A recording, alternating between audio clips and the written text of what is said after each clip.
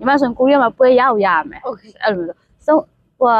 晒么来南路、平板路、快开路来说现在这里是啊，那么ဘာလို့လာလဲကိုကိုအများပြန်ပေးအဲ့လိုအများစိတ်တဲ့ကြရင်ကိုကိုပြန်ပေးနေရငါတို့ရောက်လာလဲစိတ်အများကုန်ရောက်လာလေဘာလို့ကျွန်တော်လဲအဲ့ဒါတော့ရအောင်ယူရမယ်ဆိုကျောင်းတက်နေတဲ့အချိန်မှာကျွန်တော်နိုင်ငံခြားသားကျောင်းသားဖြစ်တဲ့အတွက်ကွာဒီစိတ်ပင်ပန်းတာတော့ရှိကိုရှိမှာမရှိဘူးလို့ပြောလို့မရဘူးဘယ်တော့ပဲ language ကိုပြန်လည်နေအောင်အရင်ကြီးကိုတော်နေတယ်ပြောလဲကိုမသိတဲ့ကျောင်းနိုင်ငံမှာကိုမသိတဲ့သူတွေနဲ့ကျောင်းတက်နေရတာဖြစ်တယ်ပြီးတော့ကိုကြီးကကျောင်းတက်ရုံနဲ့မဟုတ်ဘူးအလုပ်လည်းလုပ်ရသေးတယ်ကျောင်းစိတ်ကိုလည်းကောက်ကိုရှာရတယ်နေစိတ်ကိုလည်းကောက်ကိုရှာရတယ်စားစိတ်ကိုလည်းကောက်ကိုရှာနေရတဲ့အချိန်ဆိုတဲ့အတွက်ကြောင့်မလို့ကဘလောက်ပဲပျော်အောင်နေတတ်တဲ့သူပဲဖြစ်ဖြစ်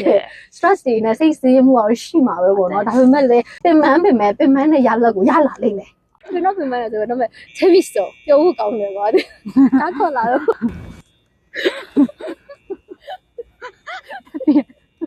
တကယ်ချင်းနေနေဘောတော့အချင်းချင်းရလေ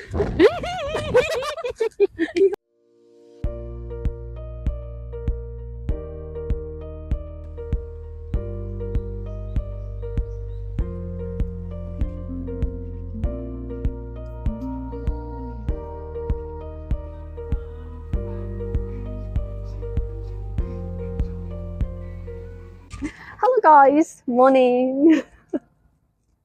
What a beautiful day we have today. So today, are you guys ready to dive in together? So I think I already explained to you about the dive in program, just a brief about how I'm going to show you guys. So today is the day that I'm going to make it happen. So today we are going to show you the life of the university students. And of course, the major, how they study, what are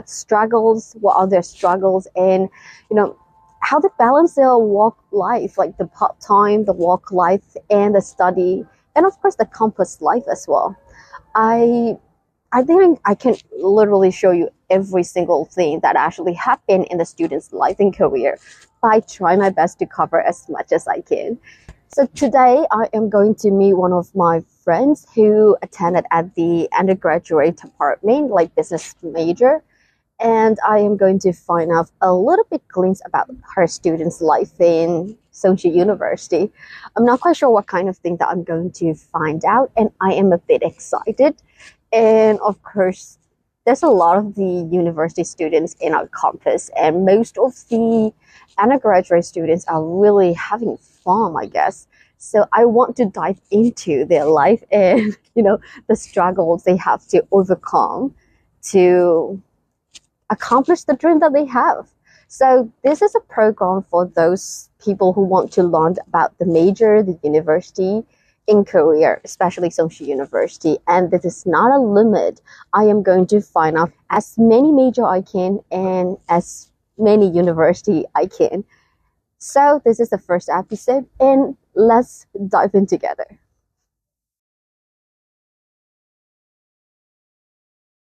အခုလောလောဆယ်ညီမလေးနဲ့တရက်သွားတွေ့မှာတော့မဟုတ်သေးဘူးပေါ့နော်အခု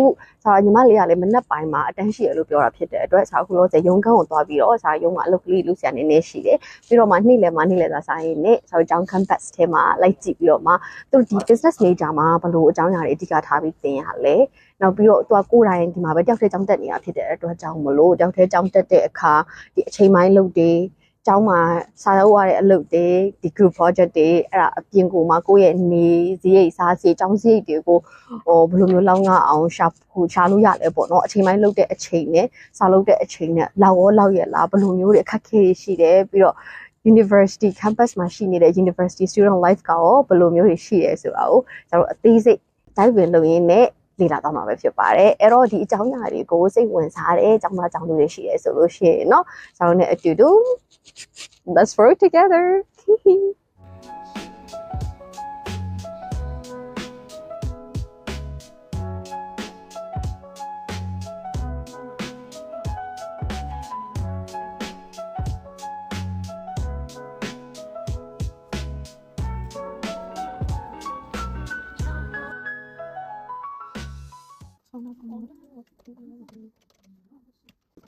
잠시만요. 제 지명서 하나만 필요해요. 다른 게 이거 있는 거 있어요? 제 지명서 하나만요? You only need 제 지명서. That's the only paper. L, E, E, O, E, 있죠? L, B. 좀 빨리 제요.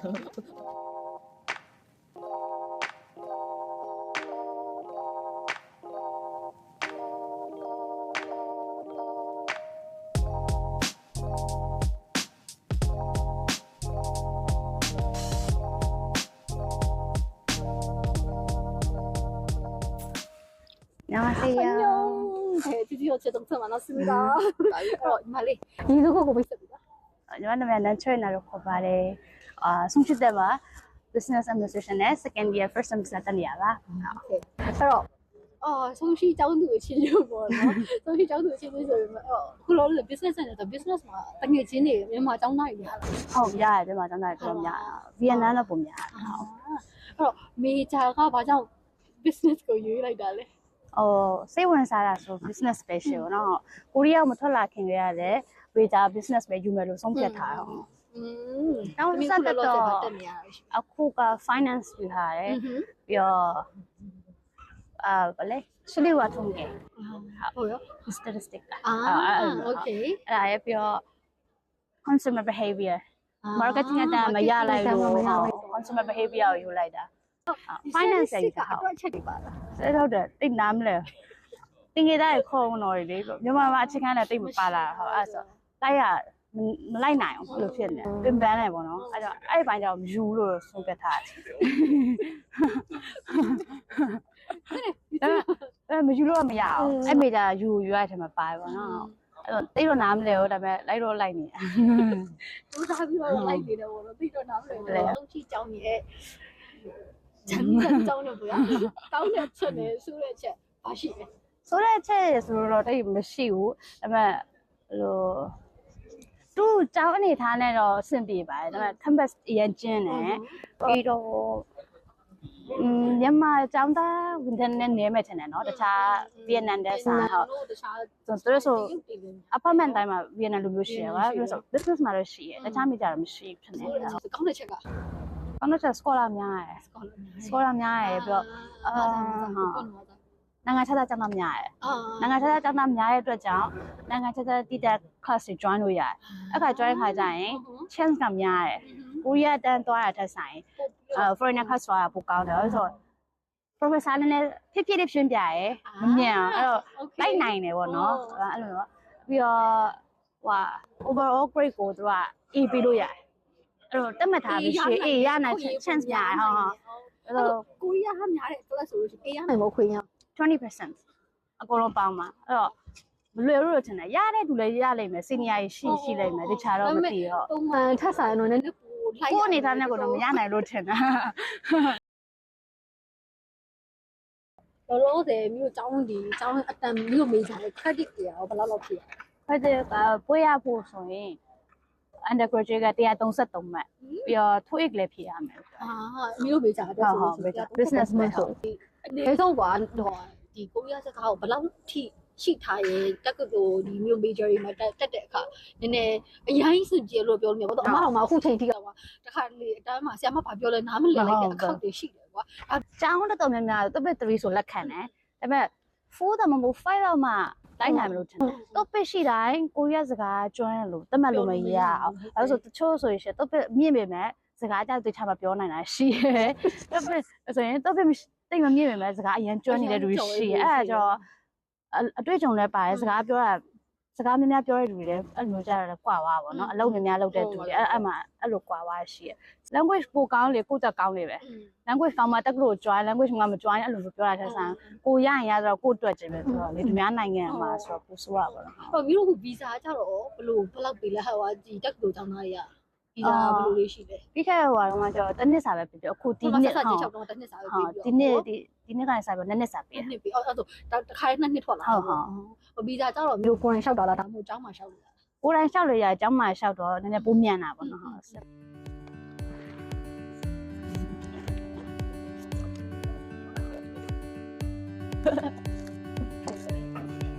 မိပါ့ဆက်အဲ့ဒါပုံတော့ပုံရရှိကျောင်းနဲ့အများကြီးရှိရတယ်သုံးချို့ရွေးရတယ် you know language တော့နေအကြောင်းမှတက်တာ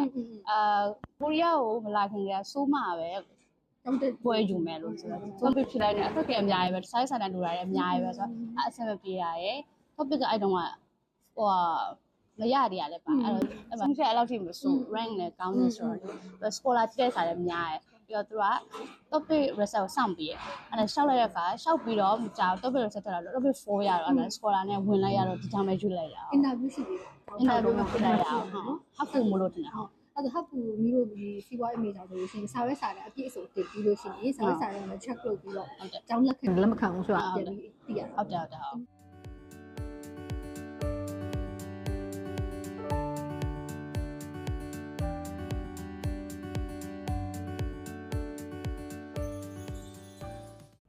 နောက်ထပ်တနေရာရောက်လာအနောက်တော့ဒါစာအုပ်ကျောင်းရဲ့ဘောလုံးကွင်းပေါ့နော်တခါမှတော့ဆော့ဘူးတာမရှိဘူးနဲ့လေကျောင်းဘောလုံးကွင်းမှာအဲ့ဆိုမျိုးအခုမီးတို့မေးကြအကြောင်းလားခါဘယ်လောက်ရှိရလဲ ဒီနေ့ဒီစမစိတ်သက်သွားတော့45သိန်းကျော်အိမ်ကပို့နိုင်တော့အဆင်ပြေပါတော့အိမ်ကမပို့အိမ်ကိုပြန်မတောင်းချင်တဲ့တောင်းတရရှယ်ဒီမှာဆိုလည်းတောင်းကအိမ်ကိုပြန်မတောင်းချင်ဘူးလေအလုပ်ကအရင်လုပ်ရတယ်စားလည်းလုပ်ရသေးတယ်ဆိုတော့ အခုအချိန်ပိုင်းကျတော့ဘာမှဘယ်လိုလုပ်နေလဲဘယ်လိုရက်တွေနဲ့ဘယ်လိုလုပ်နေလဲ အခုကနေတိုင်းလုပ်နေတာည6ခွဲကနေ7နိုင်ခါကြရင်လူအရန်ကြရင်7ခွဲထိအများဆုံးတော့အရဘချုံကိုလွယ်လဲလွယ်300တော့စင်ပြေအရဘမွန်းလဲ3ကြရပြီးတော့ထန်းခွန်းအဲ့လည်း3ကြဒါပေမဲ့အရဘချုံကိုအကြိုက်ဆုံးပဲဖြစ်နေအလုပ်ရတာလည်းအဲ့ရပဲပြီးတော့ဘိုးကတက်တာဖြစ်တယ်စားရအဲ့ဒါပဲသုံးတာများလို့လားတော့မသိဘူးတခြားတွေလည်းအကုန်သုံးကြည့်ရလှုပ်ရှာတော့မရတော့ရှာကြည့်လိုက်တဲ့ခါကျတော့အရဘချုံကနေပဲအလုပ်ပူရများရဟုတ်ဒီဥမာကဒီဆုံးရှိမှမဟုတ်ဘူးဗာတကယ်လို့ business major ကိုတက်ချင်လို့ပြင်နေတဲ့သူတွေဒါမှမဟုတ် language တက်ပြီးတော့မှမကြခင် major ကိုပြောင်းတော့မယ့်အချိန်မှာ language ဒီ business နဲ့ပတ်သက်ပြီးစိတ်ဝင်စားတဲ့သူတွေဆိုရင်ဘာတွေအကြံပေးစကားပြောချင်လဲ language ကိုကောင်းရအောင်လုပ်ထားပေါ့ပြီးတော့ယူမဲ့ major ရဲ့အခြေခံတွေဘာရှိတယ်တော့နည်းကြိုလေးလာထားစေချင်တယ်ပြီးတော့ကျောင်းကရကျောင်းတက်တာဖိတ်ဆက်မရှိရမယ်ကိုတက်မဲ့ကျောင်းဆုံးဖြတ်လိုက်ပြီးဝင်ခွင့်လည်းရပါပြီဆိုတော့ကျောင်းကိုကျောင်းမဖွင့်ခင်တော့ website တွေတခြားလေးလာဖို့ဘာရှိလဲ ဘလို့တင်ရလဲဘာရှိလဲအဲ့လိုမျိုးတခြားတော့သိစေချင်တယ်ညီမဆိုရင်ဒီကျောင်းရလိုက်တာအဆင်ပြေကြည့်တော့ကြည့်ထားပေမဲ့အသေးစိတ်မကြည့်လိုက်ဘူးပြီးတော့ senior ကလည်းတိတ်မရှိဘူးတိတဲ့ senior ပေါ့နော်တကယ်ချင်းတွေကလည်းတူလာဒီစမစားတူဒီအပြတ်မှာဝင်နေတယ်ဆိုတော့အချင်းချင်းကတိတာပြောပြလိုက်မတိတာအဲ့လိုမေးလိုက်နေအဲ့လိုပဲဆိုတော့ senior ဆိုပြီးအဲ့လိုတက်တိတယ်လို့မရှိဘူးပေါ့ဒီကျောင်းမှာအဲ့တော့အဲ့ဒီဘွဲရဖို့133မှလိုရဲလို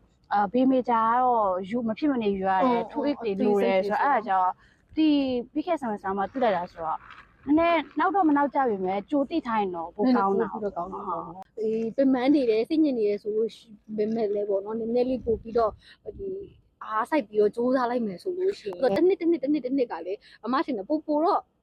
့နည်းနည်းအဆင်ပြေလာတယ်ပို့ခက်ခဲနေတာကြလာတဲ့အခါလေနည်းနည်း first semester လောက်ဆိုတော့တော့ struggle ဖြစ်တာဟောစာရလည်းနားမလဲစာရောက်ချင်အရင်ပဲပဲမှလည်းစာရလည်းနားမလဲကွာအလုပ်ကလည်းပင်မနေဆိုတော့ဒါပေမဲ့ second semester သက် semester အဲ့လို semester တစ်ခုတက်လာပြီးတဲ့အတွေ့အကြုံလည်းပိုရလာတယ်ပြီးတော့ဒီတွေ့လာတဲ့အခက်ခဲကိုလည်းဘယ်လိုဖြေရှင်းနိုင်လဲဆိုတော့နီလန်းလည်းတစ်ဖြည်းဖြည်းတင်လာရတယ်တင်လာရတော့ကွာလွယ်သွားတယ်လို့တော့မဟုတ်ဘူးဒါပေမဲ့ဖြေရှင်းတတ်လာတယ်ဖြေရှင်းတတ်လာတော့တဖြည်းဖြည်းနဲ့နည်းနည်းပို့ပြီးတော့အသားကျလာတယ်ပေါ့နော်ဒုက္ခတွေနဲ့အသားကျဒီမဲ့ချက်ရှိဆိုရင်ပို့ကောင်းတယ်အဲ့ဆိုကိုလိုချင်တဲ့အရာရဖို့လောက်မှာပဲလीနော်ဗါလို့ဆိုညီမဆိုကိုရီးယားမှာပွဲရအောင်ရရမယ်အဲ့လိုမျိုးဆုံးဆိုင်မလိုက်နိုင်လို့ပင်ပန်းလို့ခက်ခဲလို့လက်လျှော့ချင်တဲ့စိတ်တွေရှိရတယ်ဒါပေမဲ့ဘာလို့လာလဲကိုကိုအများပြန်ပေးအဲ့လိုအများစိတ်တက်ကြရင်ကိုကိုပြန်ပေးနေရငါတို့ရောက်လာလဲစိတ်အများကုန်ရောက်လာလေဘာလို့ချင်လို့လဲအဲ့ဒါတော့ရအောင်ယူရမယ်ဆိုမရခိုင်တော့မှအဲ့ဒါနဲ့တက်အောင်တော့ဘာပြန်ယူရမလဲဆိုတော့သူများနိုင်ငံကလာဒီတိုင်းအလကားလာမဟုတ်ဘူးနော်တဖြည်းဖြည်းနဲ့ကျောင်းတက်ရင်လည်းကျောင်းသားတော်များဒီမှာလေရင့်ကျက်လာကြတယ်ကွာဟိုဖြည့်ရှင်းတတ်လာတယ်ကြောက်တဲ့တက်တီတွေရန်ရှိလာတယ်ကွာဆိုတော့အဲ့လိုမျိုးကျောင်းသားတွေအရန်ကိုလေပျော်လဲပျော်တာအားလေးကြတယ်ဟောသူတို့ကြည့်ရတယ်လေအဲ့တော့အခုကျောင်းတက်နေတဲ့ကျောင်းသား language တက်ပြီးတော့ကွာ major ပြောင်းဖို့ပြင်နေတဲ့ကျောင်းသားတွေဒါမှမဟုတ်လို့ရှိရင်လည်း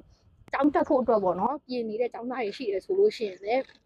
ပြင်နေတဲ့အချိန်လေးတော့နည်းနည်းခက်ခဲပြီလေပေါ့နော်ဒါပေမဲ့ဒီပြင်ပြီးတော့ကျောင်းတက်လာတဲ့အခါဒီပိုခက်ခဲလာရှိရဆိုပေမဲ့လည်းဟိုတဖြည်းဖြည်းနဲ့ကိုတွေ့ကြုံရတဲ့အတွေ့အကြုံတွေများလာလေကိုအဲ့ဒီတွေ့ကြုံတွေကနေလမ်းလုပ်ပြီးတော့ပိုရင်းကျက်လာနိုင်တာဖြစ်တယ်ကောင်းတဲ့တွေ့ကြုံတွေကောင်းတဲ့တွေ့ကြုံတွေပါအဲ့ချိန်မှာဒါရမ်းပင်မနာကွာဒီထက်ပင်မနာမရှိတော့လက်လျှော့ချင်တဲ့စိတ်အများရွှေရှိနေပေမဲ့လည်းကြောဖြတ်ပြီးသွားတဲ့အခါကျတော့အော်အေးဟုတ်တယ်ဒီလိုပဲခက်တယ်ပေါ့နော်အလုံးသူများလည်းလုံနိုင်ပါငါလည်းလုံနိုင်ပါပဲဆိုပြီးတော့ဖြစ်တဲ့အတွက်ကြောင့်မို့လို့အခုပြင်ဆင်နေတဲ့အချိန်မှာပင်မတဲ့သူတွေရှိတယ်ဒါမှမဟုတ်တကယ်တမ်းလက်တွေ့လုံနေနေပင်မတဲ့သူတွေရှိတာဖြစ်တဲ့အတွက်ကြောင့်နည်းနည်းလေးပွားတင်ထားပြီးတော့ကိုစူးစမ်းကြမယ်ပေါ့နော်အဲဆိုလို့ရှိရင်တော့ဘိုးကြီးလည်းကိုဖို့ကတော့ဘိုးကြီးကောင်းတဲ့အရာတွေကိုစူးစမ်းပြီးတော့ဆောင်ရွက်ကြမယ်ပေါ့နော် ဟုတ်ဒီ episode ကတော့ဒါဆုံးရှိကောင်ဟာကွာ business management major မှာတက်နေတဲ့ညီမလေးနဲ့အတူအကြောင်းရဲ့ဒီအကြောင်းသားဘဝပေါ့နော်အကြောင်းသား life ရဲ့ major နဲ့ပတ်သက်တဲ့အကြောင်းအရာလေးတွေနည်းနည်းဝေမျှပေးခဲ့တာပါနောက်ထပ်တိုက်ပြင်စီစဉ်ပါလေဘေးကျောင်းကဘေးကျောင်းသားတွေနဲ့ဘေး major တွေနဲ့ထပ်ပြီးတော့ရက်တွေထားတော့မလို့ထပ်ပြီးတော့မကြည့်ပါဘူးပြောရင်းနဲ့ဒီညပဲနှုတ်ဆက်လိုက်ပါတယ် bye bye bye